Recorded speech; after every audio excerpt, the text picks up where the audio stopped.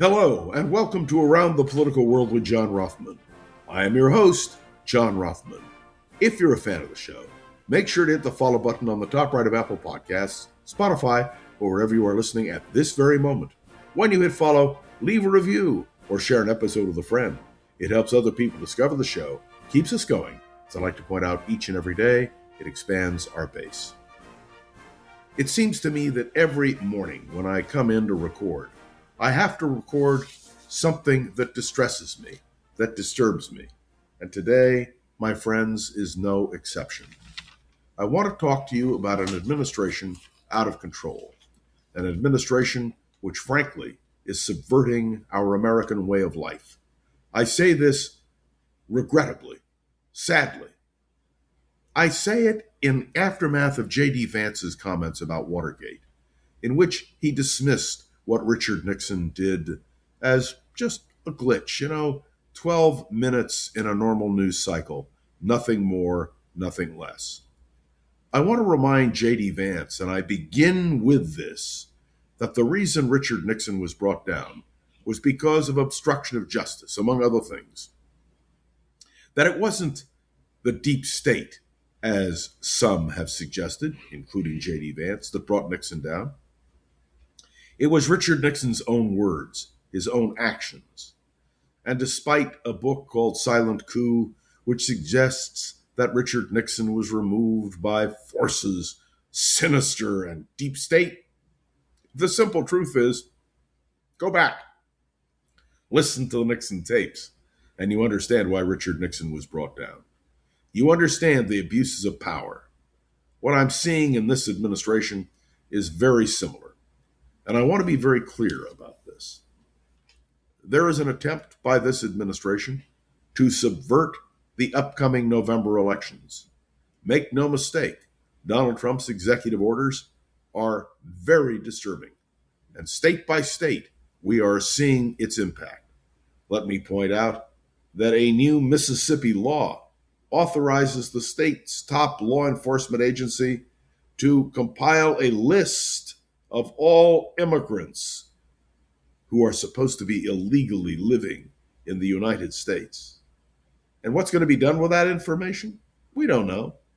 But the law, set to take effect Wednesday, is sparking alarm among immigrant advocates and among those of us who really care about honesty and integrity in American elections.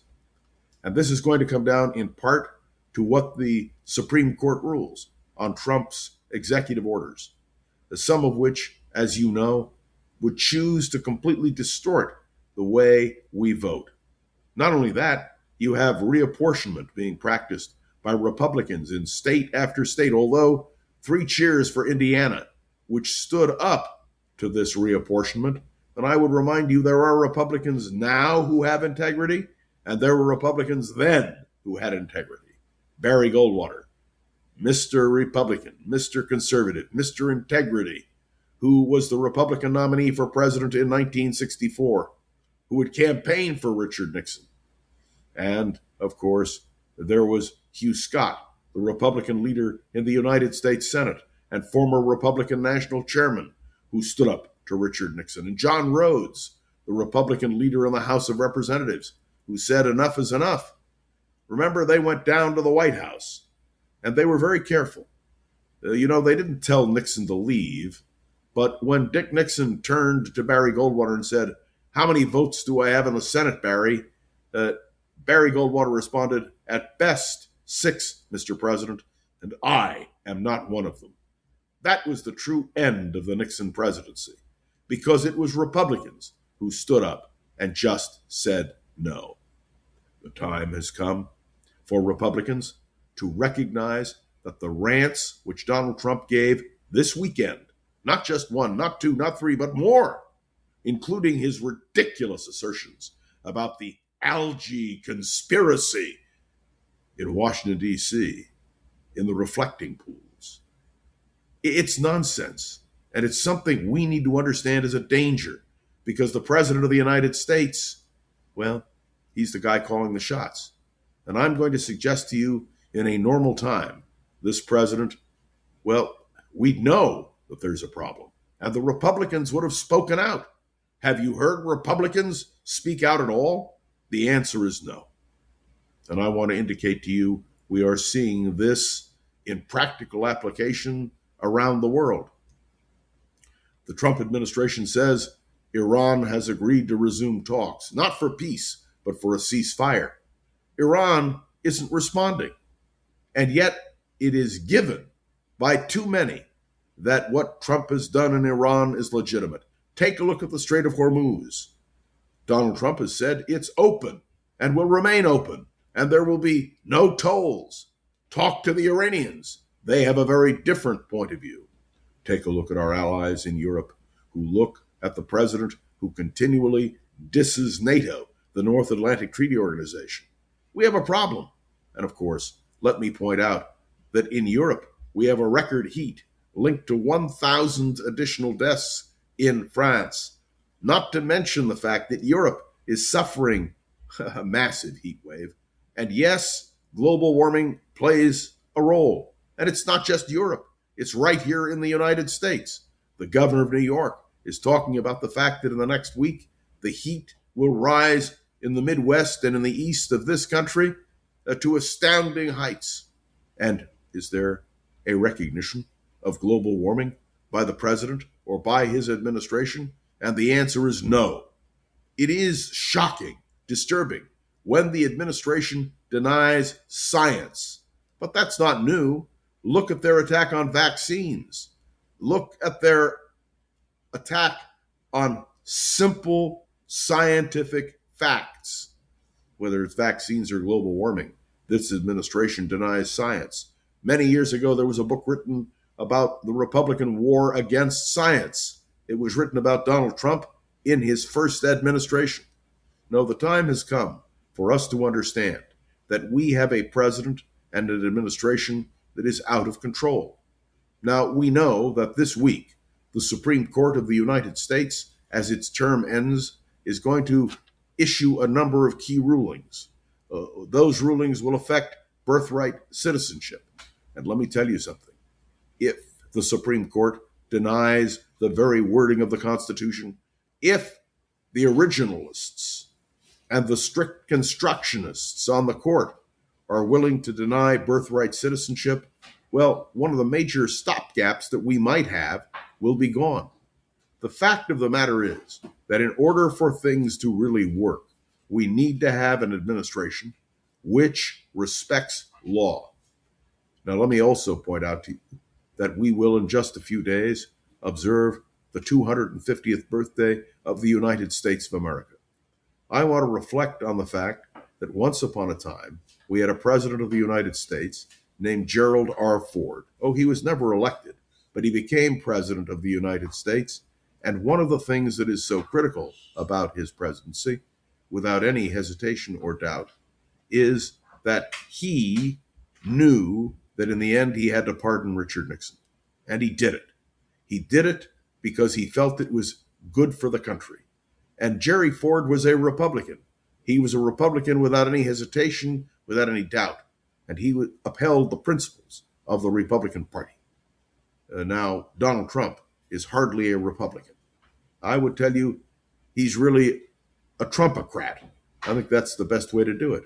And when his son, Don Jr., stood on the floor of the United States ellipse in Washington after the insurrection on January 6th, and said, there is no longer a Republican Party, there is only a party of Donald Trump. That, to me, was a reflection of real concern that all of us must have. I want to emphasize this morning to you that I am deeply concerned about the future of this country. I have always believed and defended the idea that we had safeguards. Elections were a safeguard. The Supreme Court was a safeguard. The idea that there was responsible party leadership on the part of Republicans and Democrats. I indicated that to you innumerable times. In fact, in my discussions with my colleague Mark Thompson in our Wednesday discussions, I have been a defender of the idea that America would survive because of the fact that our institutions hold. I am not so sure about our institutions hold. When you can see a Supreme Court which is now going to rule on presidential authority, and when there are doubts about what the Supreme Court will do, that raises real concerns. I make these points because every single day more happens. Every single day our concerns rise. Every single day.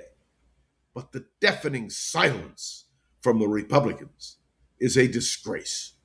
Now, many of you know that once upon a time I was a Republican, and I was proud to be a Republican. The Republican Party of Dwight Eisenhower, Wendell Willkie, Thomas E. Dewey. Dwight Eisenhower was a Republican Party that worked. I do not believe that if any of the aforementioned were alive today, they would affiliate or be part of the Republican Party. And I say this to you with deep regret, because unless we have a functioning two-party system that really works, we are in deep trouble. So I am, over the next several days, going to be looking particularly at Iran. I'm going to be looking particularly at the Supreme Court and what it does. I am going to be looking particularly at global warming and its impact. I'm supposed to go to Europe in a few weeks. And the question I will ask of everyone is, will it be too hot? And who is at fault in this? Do you remember once upon a time we had the Paris Accords, agreed to, designed to deal with this problem of global warming, if not solve the problem, at least address it? Are you aware that this administration denies that there is any climate change at all? This, to me, my friends, is shocking, disturbing, profoundly upsetting. And I want everyone listening to the sound of my voice to understand that what bothers me the most, as someone who went through the Nixon years and who knew Richard Nixon and worked for Richard Nixon, whatever you think of Nixon, he understood the balances of power. He understood the importance of consulting Congress. He understood the need to lay groundwork in order to achieve policy objectives. Donald Trump chooses to rule by fiat. Now, I don't want you to think, I really don't want you to think, that all I'm doing here is blasting Donald Trump. But do you understand what it means when I look this weekend at the diatribes, the rants that he went on? And I thought to myself, if this were a normal time, if this were normal, don't all of you believe that there would be a question about Donald Trump's mental health? Can you doubt it? And that's what bothers me. This is the President of the United States. We are engaged now in a war with Iran. And we don't know what he will do next.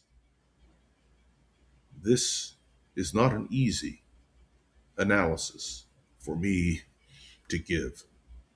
As someone who has defended the institutions in this country, I am looking now at the President, the Congress, the Supreme Court, and we're seeing an awful lot of failure.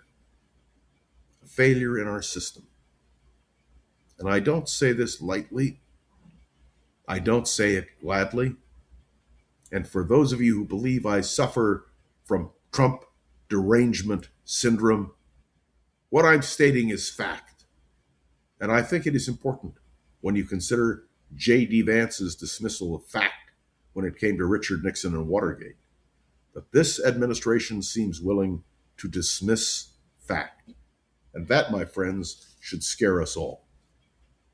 I am pleading today for people to wake up and for commentators, that people on the right and on the left to stand up and join together.